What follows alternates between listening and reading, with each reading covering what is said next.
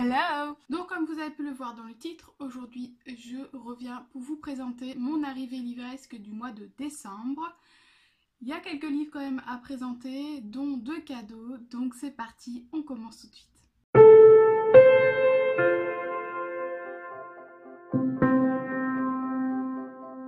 Je commence par passer rapidement sur Retour au pays de Robin Hobb. Donc édition Pygmalion. Je dis rapidement parce qu'en fait je ne sais à peu près rien de ce livre puisqu'il s'agit en fait du prélude de la saga Aventurier de la mer et Assassin Royal qui sont 2 sagas que je n'ai pas encore lues. J'ai les 2 premiers tomes de l'Assassin Royal dans ma palle mais c'est toujours pas encore commencé. Du coup, je ne veux pas lire le résumé puisque je ne voudrais pas me spoiler ou voilà, je ne veux absolument rien savoir. Du coup, il va simplement rentrer dans ma palle comme ça. Par contre, petite particularité, donc il faut savoir que c'est Hélène, donc de la Belgique, qui me l'a donné parce qu'elle avait un double exemplaire et elle m'a donné, j'adore, je trouve ça trop super, c'est que, donc vous avez la couverture et quand vous ouvrez, voilà, pour ceux qui allaient, vous allez comprendre, en fait c'est à l'envers avec les pages en haut et l'écriture est vraiment... C'est écrit en fait à l'envers. Donc je trouve ça juste génial parce que c'était un petit problème d'impression. Du coup ça fait la petite particularité de ce livre et je suis très contente de l'avoir du coup dans ma bibliothèque. Un livre maintenant qui ne devait pas arriver dans ma bibliothèque avant un petit temps puisque j'attendais de l'avoir d'occasion. Chose faite mais je ne pensais pas l'avoir à un aussi bon prix aussi rapidement. Il s'agit de Harry Potter et l'enfant maudit. Donc de John Tiffany et Jack Thorne. Édition Gallimard. Donc il est à 21 € normalement et en fait je l'ai trouvé sur le Bon Coin dans le village juste à côté de chez moi en fait pour 10 €. Voilà, donc autant vous dire que je m'attendais vraiment pas à ce qu'il soit à un prix aussi bas aussi vite. Du coup j'ai bien sûr tout de suite sauté l'occasion pour le prendre. Là non plus je ne sais rien de ce livre puisque pour ceux qui me suivent vous savez que je n'ai toujours pas lu les 2 derniers livres de la saga. Donc je ne voudrais pas me spoiler en lisant tout simplement ce livre-là. Par contre, pour celui-ci, comme celui d'avant et comme tous les autres d'ailleurs, j'ai fait un article sur mon blog et du coup j'ai retranscrit le résumé enfin je retranscris ce qu'il y avait écrit sur la 4e de couverture pour que vous puissiez vous y faire un petit aperçu sans que j'ai besoin de le lire. Voilà. Celui-là, en revanche, il était vraiment bien prévu et je suis très contente de l'avoir enfin dans ma palle. Il s'agit de Brisé, donc le tome 3 de Effacé de Terry Terry que j'ai ici en édition France Loisirs. Donc vous n'êtes pas sans savoir que le premier tome a été un réel coup de cœur, que le deuxième tome était plutôt pas mal aussi. Du coup, je suis impatiente de lire ce dernier tome puisque vraiment j'ai envie de savoir la fin de l'histoire et en même temps je n'ai pas envie de finir cet univers puisqu'après ce sera fini. Donc je pense que je vais peut-être quand même le lire le mois prochain, mais rien n'est moins sûr parce que je vais peut-être laisser durer un petit peu le suspense quand même. Mais je suis tout de même très impatiente de savoir comment finit cette histoire.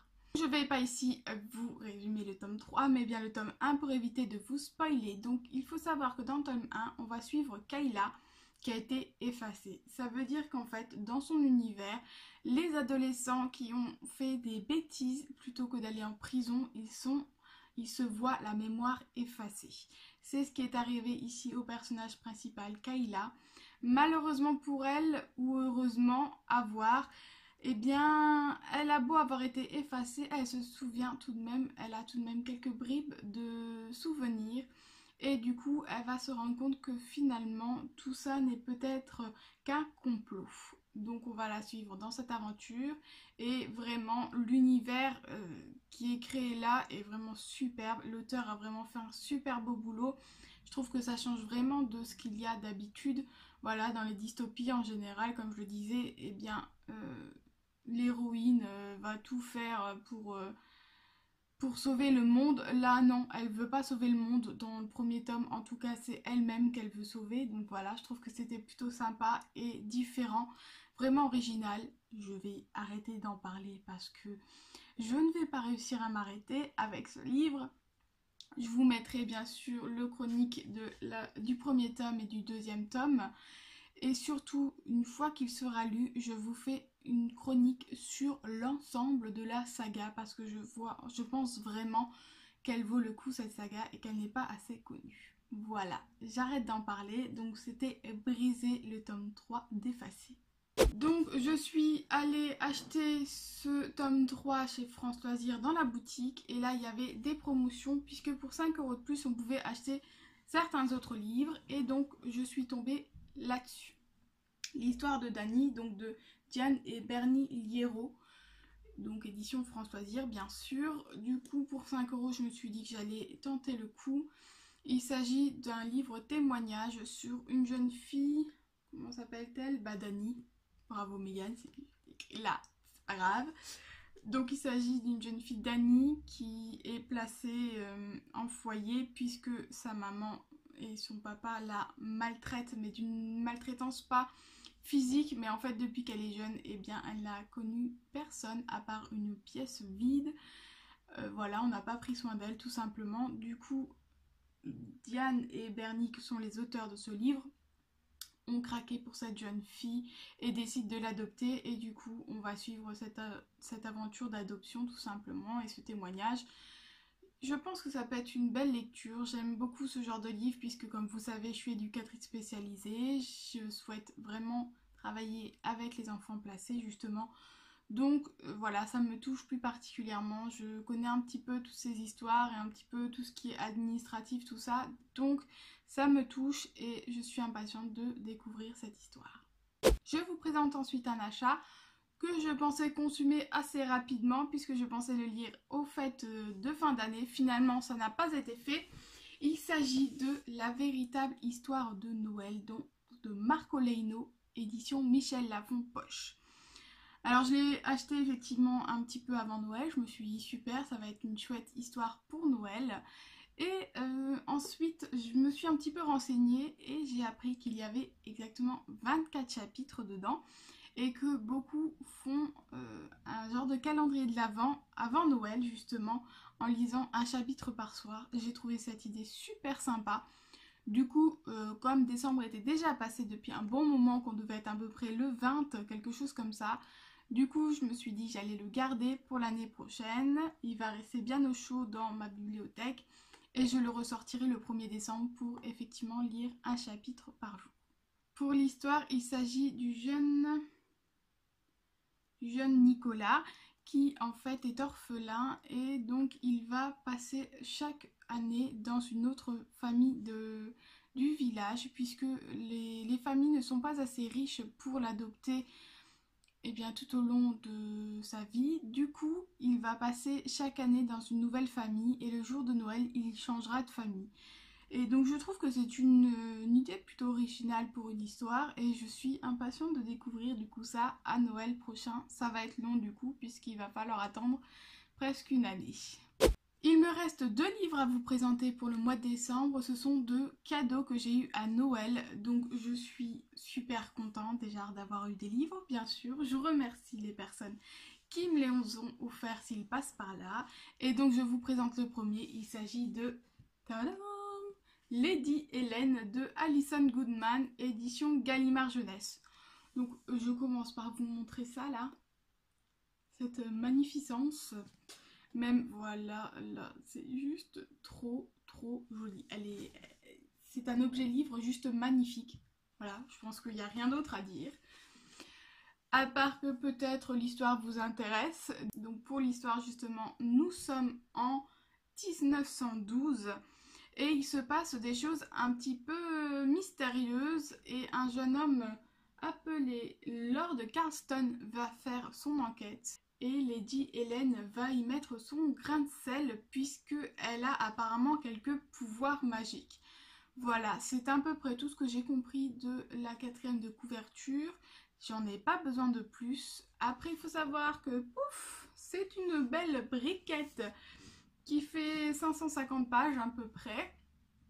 Donc ça va être un petit peu compliqué de se lancer dans l'aventure, je pense, parce qu'une fois que je vais le commencer, je vais en avoir pour un petit bout de temps, mais je suis super contente de l'avoir parce qu'il me faisait vraiment de l'œil et du coup quand je l'ai vu en cadeau, c'était trop cool.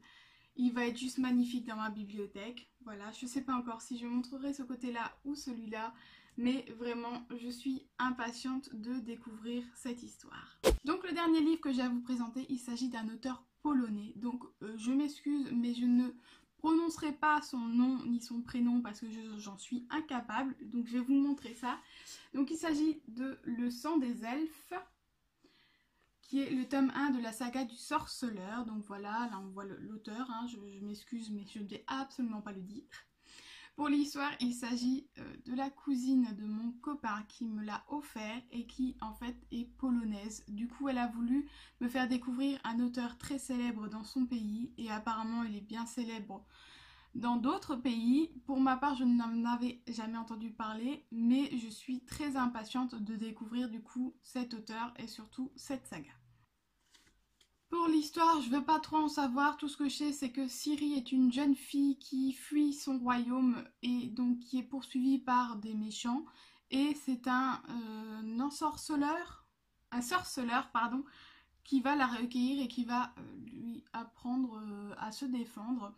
Je n'en sais pas plus et je ne veux pas en savoir plus pour me plonger là-dedans. Je suis impatiente de le découvrir comme toujours et je remercie encore Anya pour ce joli cadeau. Voilà, c'est tout pour l'arrivée livresque du mois de décembre. Je pense que c'est plutôt pas mal. J'ai déjà d'autres livres en attente à vous présenter puisque j'ai utilisé ma carte cadeau Cultura. Pour ceux qui me suivent sur Facebook, vous le savez, vous les avez déjà vus. Du coup, j'attends tout de même encore un petit peu pour vous présenter les autres puisque actuellement, quand je tourne cette vidéo, nous sommes le 6 janvier. J'attendrai donc un petit peu pour vous présenter le reste en espérant qu'il n'y en ait pas encore de trop qui arrivent parce que sinon je sens que j'aurai plus du tout de place dans ma bibliothèque. Bref, comme toujours, n'hésitez pas à me dire si cette vidéo vous a plu, si certains de ces livres vous les avez lus ou non. J'ai l'impression de me répéter, mais franchement, je suis toujours contente de pouvoir échanger avec vous. Donc n'hésitez pas à venir me voir dans les commentaires ou bien sur mon blog pour y voir un peu plus, puisque je détaille un petit peu plus peut-être les livres de temps en temps. Bref, n'oubliez pas de vous abonner et je vous dis à lundi prochain. Bye!